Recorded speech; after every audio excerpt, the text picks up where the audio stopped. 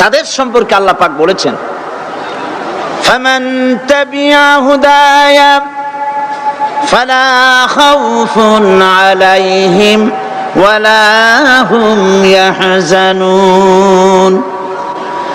কোরআন যারা অনুসরণ করবে, কোরআন যারা মেনে চলবে, তাদের জন্য কোনো ভয় নাই, কোনো চিন্তা নাই। কোরআনের আইন যারা মানবে, কোরআনের শাসন যারা মানবে, তাদের জন্য কোনো ভয় নাই, চিন্তা নাই। কোরআন আল্লাহ রাব্বুল আলামিন এই পৃথিবীতে তাবিজ লেখার জন্য পাঠান নাই। এ কোরআন শুধু চুমা খাওয়া, মাথায় লাগাবার জন্য, বুকে লাগাবার জন্য পাঠান নাই। কোরআন পাঠিয়েছেন আল্লাহ রাব্বুল আলামিন, মানুষেরা কোরআন পড়বে, কোরআন বুঝবে, আর কোরআনের বিধান অনুযায়ী ব্যক্তি, পরিবার, সমাজ এবং রাষ্ট্র গড়বে। বলেন আলহামদুলিল্লাহ। এই জন্য কোরআন নাজিল হয়েছে। রাসূল করিম সাল্লাল্লাহু আলাইহি সাল্লাম কোরআনে কারীম দিয়ে একটি সমাজ বিপ্লব করেছিলেন। কোরআন নাজিল এর উদ্দেশ্য আর রাসূল পাঠাবার উদ্দেশ্য সম্পর্কে আল্লাহ পাক বলছেন, ওয়াল্লাযী আরসালা রাসূলাহু বিল হুদা ওয়া দীনিল হক লিইয়ুযহিরাহু আলাদ-দীনি কুল্লিহি ওয়া কাফা বিল্লাহি শাহীদা। আমি আমার রাসূলকে দ্বীনে হক আর সত্যের বিধান সহকারে দুনিয়ায় পাঠিয়েছি, এই জন্যে লিইয়ুযহিরাহু আলাদ-দীনি কুল্লিহি আই লিইয়ুগলিবাহু আলা সাইরিল আদিয়ান, যাতে করে মানব গোষ্ঠীর উপরে, মানুষের তৈরি করা মতবাদের উপরে ইসলামকে যেন বিজয়ী করে দেন। ইসলাম বিজয়ী করে দেওয়ার জন্য, কোরআনকে বিজয়ী ভূমিকা আনার জন্য আমি রাসূল পাঠিয়েছি, বিধান পাঠিয়েছি। সেই আল্লাহ পাক আমাদের জন্য এ কোরআন দিয়েছেন পৃথিবীতে আইন এবং বিধান মেনে চলার জন্য। এই কোরআন মানুষের ইহকাল এবং পরকালের মুক্তির দিশা দেখায়। কোরআন যারা মানে তারাই শান্তি পায়, যারা মানে না তারাই অশান্তি মধ্যে বসবাস করে। আজকে আপনারা বলেন, পৃথিবীতে সবচাইতে অশান্তিতে কারা? মুসলমান। পৃথিবীতে সবচাইতে অশান্তিতে কারা? তাহলে অর্থ দাঁড়ায় এই যে কোরআন যাদের কাছে থাকবে, কোরআন যারা তেলাওয়াত করবে, কোরআনের আইন কানুন যারা পড়বে, কোরআন যাদের বাড়িতে থাকবে, তারাই সব থেকে অবহেলিত, লাঞ্ছিত হবে। অর্থ কি তাই হবে নাকি? না, তা হবে না। আল্লাহ পাক বলেছেন, তাহা মা আনজালনা আলাইকাল কুরআনা লিতাশকা। নবী হে, এই কোরআন আমি অবতীর্ণ করেছি এজন্য নয় যে কোরআন আপনার ভাগ্যকে বিনষ্ট করে দেবে, বরং কোরআন এসেছে ভাগ্যকে সুপ্রসন্ন করার জন্য। সুবহানাল্লাহ। সেই কোরআন থেকেই আমরা আলোচনা করেছি। গতকাল আলোচনা করেছিলাম সূরা আল বাকারার 255 নম্বর আয়াত। আয়াতটার নাম কি? আয়াতুল কুরসি। গতকালকের মতো আজও আসুন আমার সাথে তেলাওয়াত করেন। আউযু বিল্লাহি মিনাশ শাইতানির রাজীম। বিসমিল্লাহির রাহমানির রাহিম। প্রত্যেক অক্ষরে অক্ষরে 10-10 করে নেকি এখন আমাদের নামায় আমলে লেখা হচ্ছে। সুবহানাল্লাহ। গলা ছেড়ে দিয়ে সবাই পড়েন আমার সাথে, আল্লাহু লা ইলাহা ইল্লা হুয়াল হাইয়ুল কাইয়্যুম লা তাখুযুহু সিনাতুন ওয়ালা নাওম লাহু মা ফিস সামাওয়াতি ওয়া মা ফিল আরদ মান যাল্লাযী ইয়াশফাউ ইনদাহু ইল্লা বিইذনিহি ইয়ালামু মা বাইনা আইদিহিম ওয়া মা খালফাহুম ولا يحيطون بشيء من علمه إلا بما شاء وسع كرسيه السماوات والأرض ولا يؤوده حفظهما وهو العلي العظيم صدق الله العظيم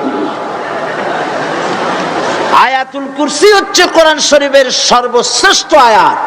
সুবহানাল্লাহ। রাসূল বলেছেন আয়াতুল কুরসি হচ্ছে কোরআনে কারীমের সর্বশ্রেষ্ঠ আয়াত এবং আল্লাহ পাকের তাওহীদের ব্যাপারে, সার্বভৌমত্বের ব্যাপারে এত বিস্তারিত অল্পের মধ্যে আর অন্য কোন আয়াতের মধ্যে ভাবে আসে নাই। এই জন্য আয়াতুল কুরসির এত মর্যাদা। কালকে আরো একটি হাদিস শোনাইছিলাম, বোধহয় নিশ্চয়ই আপনাদের মনে আছে, প্রত্যেক ফরজ নামাজের পরে আয়াতুল কুরসি যে একবার পড়বে, তেলাওয়াত করবে, কিয়ামতের দিন আল্লাহ পাক তার সম্পর্কে সিদ্ধান্ত নেবেন, তাকে জান্নাত দিয়ে দিবেন। সুবহানাল্লাহ কইতে ইচ্ছে করলো না? আলহামদুলিল্লাহ বলবেন না? তার অর্থ হলো এই আয়াতুল কুরসি যদি মানুষ পড়ে আর বোঝে আর ওই অনুযায়ী যদি আকীদা তৈরি হয়, জীবন তৈরি হয়, তার জীবন জান্নাতের জন্য তৈরি হয়ে যায়। গতকাল আল্লাহ পাকের সার্বভৌমত্বের কথা আমরা আলোচনা করেছিলাম। আজকে আলোচনা করব আল্লাহ পাকের পরিচয়। আল্লাহ পাক তিনি কে? আমরা বলি আল্লাহ। আমরা কি বলি? বলেন সবাই, কি বলি? আমি অনেকবার আপনাদেরকে এই কথাটা বলেছি, বোধহয় নিশ্চয়ই মনে আছে। আল্লাহ এই উচ্চারণটা আমাদের অনেকের হয় না, কেউ বলে না আল্লাহ। আল্লাহ পাকের উচ্চারণটা হচ্ছে, আল্লাহ পাকের নামের উচ্চারণ হচ্ছে আল্লাহ। মুখটা একটু গোল হয়ে যাবে, বলেন আল্লাহ আল্লাহ সুবহানাল্লাহ। পৃথিবীতে বিভিন্ন জাতি তার স্রষ্টাকে, তারা যাকে স্রষ্টা মনে করে, বিভিন্ন নামে ডাকে। কেউ বলে ভগবান, কেউ বলে ঈশ্বর, কেউ বলে পরমেশ্বর, কেউ বলে বিধাতা, কেউ বলে গড। বিভিন্ন নামে লোকেরা এভাবে ডাকে। তো ভগবান বললে তার প্রতিশব্দে স্ত্রীলিঙ্গে কি আসে? বলেন ভগবতী। ঈশ্বর বললে স্ত্রীলিঙ্গে কি আসে? ঈশ্বরী। বিধাতা বললে তার স্ত্রীলিঙ্গে কি আসে? বিধাত্রী। গড, এটার স্ত্রীলিঙ্গে আসলে কি হবে? তো প্রত্যেকটি, তারা যে ভাষায় আল্লাহকে ডাকে, প্রত্যেকটি ভাষায় স্ত্রীলিঙ্গে একটি প্রতিশব্দ আসে। আল্লাহ এর স্ত্রীলিঙ্গে, এর প্রতিশব্দে আরেকটি শব্দ কি গোটা বিশ্ব খুঁজে পাওয়া যাবে? জোরে বলেন, যাবে? যাবে না। এবং অন্যান্য নামগুলি সন্ধি বিচ্ছেদ করলে অর্থই হবে না। গড, এটাকে যদি উল্টায়া বলা হয় তাহলে কি হয়ে যাবে? এবার দেখুন, আল্লাহ এই নাম, আল্লাহর পরিচয় কি? যদি বলা হয় যে আল্লাহর পরিচয় কি, শুধু আল্লাহ দিয়ে আল্লাহকে চেনা যাবে, আল্লাহকে চেনা যাবে। আল্লাহ রাব্বুল আলামিন বলছেন, আল্লাহু লা ইলাহা ইল্লা হুয়াল হাইয়ুল কাইয়্যুম। আল্লাহ হচ্ছেন তিনি যিনি ছাড়া কোনো ইলাহ নাই, মাবুদ নাই, উপাস্য নাই। সুবহানাল্লাহ। এখন আল্লাহর যদি প্রথম একটা অক্ষর আলিফ ছেড়ে দেওয়া হয় তাহলে থাকবে কি? লিল্লাহ। এই লিল্লাহ দিয়েও কেউ যদি আল্লাহর পরিচয় পেতে চায় তাহলে পেয়ে যাবে। আল্লাহ রাব্বুল আলামিন কোরআনে কারীমের ভিতরে শুধু লিল্লাহ দিয়েও আল্লাহকে চেনার ব্যবস্থা করেছেন। লিল্লাহি মা ফিস সামাওয়াতি ওয়া মা ফিল আরদ। আকাশ এবং জমিনের সার্বভৌমত্বের একচ্ছত্র মালিকানা কার? আল্লাহ পাকের।